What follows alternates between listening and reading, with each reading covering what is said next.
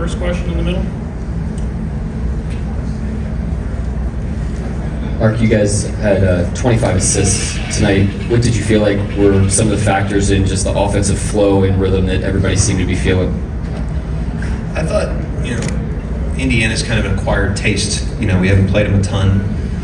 They're not in the West, obviously, and they play a very distinct style on both ends. And I thought there were a lot of things tonight that we were just like a little better in and more comfortable. And that was on both ends of the floor. I just thought the guys did a good job of just improving, which is important going from game 1 to game 2. Joel on the right. Joel Lorenzo, Oklahoma. Mark, I just wonder what it feels like against Indiana when you're operating in that sort of 15-point to 20-point lead, and what you felt was different about the middle quarters of tonight compared to game 1. I just think you have to understand against them because of the pace and because of the three-point shooting.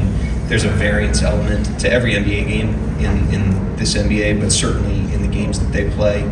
And I just thought we were the aggressor tonight for much of the game, even when we had a lead. I thought the guys did a really good job of keeping their foot on the gas, especially defensively. I thought we really amped it up on that end of the floor. There's a couple times where we got off track on both ends, but we were able to course correct pretty quickly. So I thought the guys did a really good job of just recognizing when we weren't where we needed to be and getting there quicker. Joe up front. Joe Masada, the Oklahoman. Mark, what did you think of Aaron Wiggins and just the spark he gave you guys off the bench and the rest of those bench guys as well? Yeah, they were huge tonight. He was huge tonight. I give him a lot of credit because he was a huge part of our success this season. And in the playoffs, his role's been variant night to night, but he hangs in there. He was huge in the Game 4 win at Denver in that series. And he was massive tonight, went in there with great confidence, didn't go until the second quarter and just dove right into the game. So great professionalism, great readiness, and a huge performance for us in that situation. Jenny. Mark, Jenny Carlson with the Oklahoma. Obviously, there was a stretch there in the fourth where Tyrese kind of gets going. But you guys, through 3+, just really held him in check. It seemed like he maybe wasn't getting the ball to teammates, wasn't rebounding maybe as much as he did in the first game. Was that part of maybe keeping him at bay as long as you did? What did you like about your defense on him? Yeah, they're not the type of style where you're just like keying on one player, just because of the way they play. And so they're a more conceptual team, and you have to be kind of a conceptual defense against them. And if you do that, I think it has a downstream effect on everybody against them. And so I thought we were able to do that tonight. I thought, like I said to Nick's question, the guys just really improved in a lot of subtle areas, from game 1 to game 2, which is what you have to do in a playoff series to stay ahead of the series. Barry over here, second row. Yeah, Barry Trammell, Tulsa World. You played your bigs differently today in terms of the rotation. What did you like about the way Chet and Isaiah played separately and together? They were both really good in both situations. I thought both of them gave us huge lifts on both ends of the floor.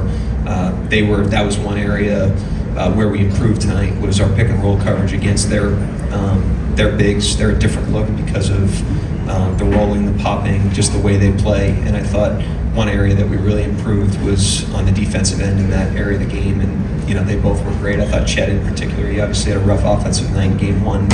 As always, he rose back up and was really, really good. Brett Gutz from The Athletic. I'm curious how you felt like your offensive process changed from game 1 to game 2, and specifically in just getting into your sets a little earlier. It seemed like you guys were a little more urgent getting into sets earlier in the clock, and how you feel like that affected you guys offensively today. Yeah, they're a very distinct team. They're not just like a vanilla team. They play a very distinct style. It's part of their effectiveness. And it's both ends of the floor. They have an offensive reputation. They've been kind of branded as an offensive team, but they have a defensive identity as well that's predicated on pressure and perimeter physicality. And I just thought in a lot of areas it'd be easy to just say that one thing looked better tonight, but that would be oversimplifying. I think we were just a little bit better in a lot of different areas of execution, of pace, to your point, organization, decision making in the paint. Aggressiveness at the basket, gathering the ball. We just were ticked forward in all those areas.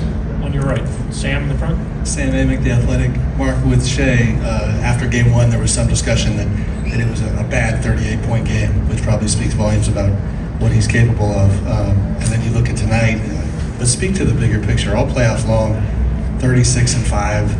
he's kind of creeping up the history charts when it comes to the impact and his ability to meet this moment. Yeah, unsurprising at this point. It's just kind of what he does. He just continues to progress and improve and rise to every occasion that he puts himself in and that we put ourselves in. And I thought, his floor game tonight was really, really in a great rhythm. I thought everyone had played better individually, and I thought we played better collectively, and I thought that was just a byproduct. I give the team a lot of credit because that's a long 48 hours when you lose game one like that, coming into game two.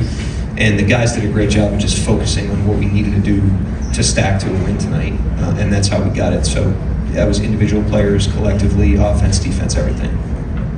Dan over here in the third row on the left. Dan Devine, Yahoo Sports. Along those same lines, Jalen, 19 points, 5 of 14 shooting, but the impact overall seemed to be here from them. I'm just wondering what you're seeing in terms of the shots he's getting, and then his overall floor game, the impact of that. Yeah, he didn't get off to like a great start in his first stint, and then he really settled into the game, and he's huge for us. I mean, it's, all the things he brings to the game, defensively, size, versatility, physicality, offensive, on ball, off ball, that floor is really high. We really need him every single night. And when he has the great offensive nights, then he's unbelievable. But he's a great player independent of that. And I thought he was a great player tonight. He was another guy. He took a nice step forward. I think we all just kind of calibrated to our opponent. But you have to continue to improve in the series. I mean, they're going to go home, be very comfortable. They play very well there in these playoffs. And so if we don't continue to improve, then we'll get caught behind them. Michael down left. Michael Grange from Sportsnet Toronto. I think Shea had 6 assists assists to 6 different players for 3, and fairly critical game, obviously. And what does it say about the kind of trust that exists between him and vice versa in a situation like this, that he's willing to get off the ball and let other guys kind of step up and help? Yeah, I mean, that's been a mark of this whole season. I think that's an area, the scoring and the efficiency obviously gets a lot of shine, but he's really steadily improved as a playmaker, and he's been doing that for a long time. I thought in game one, like I said, it was as much to do with us calibrating to the opponent and the style, which was very different from really what we've seen in these playoffs. And I thought we did a good job of that tonight. But again, we have to continue to evolve in the series. Indiana's going to do that, and we need to do that individually and collectively. John in the middle. Yeah, John Hollinger from The Athletic. Mark, even while keeping the same starting lineup, it seemed as you got into your bench, you stayed much bigger at the 2, 3, 4 than you were in game one. And I was wondering what went into that decision. Yeah, I mean, just the feedback from game one. Like we had regular season games that we studied their games leading into this, and then we threw out what we threw out in game one. I thought there were a lot of good things in that. I also thought we could push a little bit in terms of size tonight, obviously with the way that we went. So it takes discipline, but we try to really use these early games in the series to learn what our options are and what our trade-offs are, and not assume anything. And that was the intent tonight, is just to get a little bit more information. Now we have it, we'll apply that as we move forward in the series. Last question, the back center. Daigneault NBA. So, Mark, compared to game one, defense seemed a little different, not as many turnovers. Can you just talk about the differences between game one and tonight with the physicality, point of attack? Our defense? Yeah, I mean, some of that's Indiana. There's 2 teams out there, and obviously when teams play against us, they understand that taking care of the ball is critical. And so I thought game one, first half was probably an outlier. And then I do think, when we play smaller, we tend to be a little bit more of a turnover defense. And when we play bigger, we have other strengths. And so it's a combination of things. But I thought overall, every look we threw out tonight, the guys did a great job with. Thank you, Coach. Yep, thank you.